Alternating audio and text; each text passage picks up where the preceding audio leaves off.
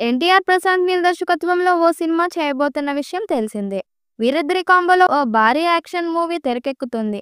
ప్రస్తుతం ఎన్టీఆర్ 31గా పిలుస్తున్న ఈ చిత్రానికి డ్రాగన్ అనే టైటిల్ పెడతారని సమాచారం. దీనికి మైత్రి మూవీ మేకర్స్, ఎన్టీఆర్ ఆర్ట్స్ బ్యానర్స్ పై కళ్యాణ్ రామ్, నవీన్ ఎన్నేని, యలమంచిలి, రవిశంకర్, హరికృష్ణ కొసరాజు నిర్మిస్తున్నారు. ఈ సినిమాకు సంబంధించిన పూజా కార్యక్రమం పూర్తి కాగా షూటింగ్ కూడా మొదలై శరవేగంగా జరుగుతుంది. కానీ అప్డేట్స్ మాత్రం విడుదల కాలేదు.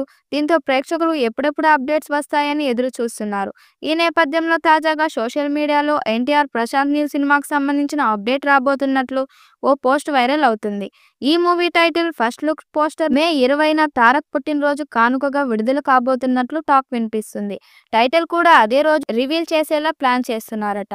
ప్రశాంత్ నీల్ ఎన్టీఆర్‌కి అభిమాని, పైగా ఇది తన డ్రీమ్ ప్రాజెక్ట్ అని అనేకసార్లు చెప్పాడు.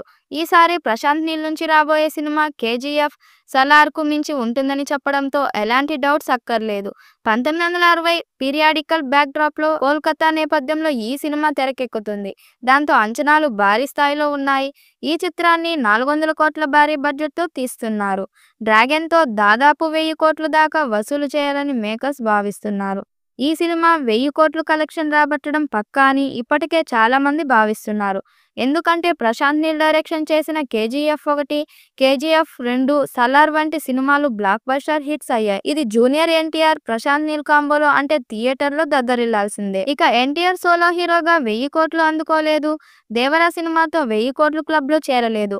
ఇక నెక్స్ట్ ప్రశాంత్ నీల్ డైరెక్షన్ రాబోయే సినిమానే 1000 కోట్లు కలెక్షన్ చేస్తుందని నందమూరి ఫ్యాన్స్ లో ఒక నమ్మకం అయితే ఉంది.